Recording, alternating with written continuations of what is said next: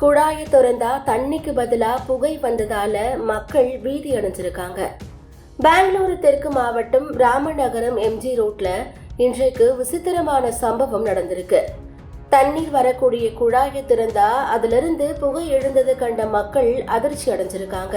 ஆரம்பத்துல கேஸ் குழாயில இருந்து வாயு கசிந்ததா நினைத்து அச்சத்துடன் வீடுகள்ல இருந்து வெளியே ஓடி இருக்காங்க.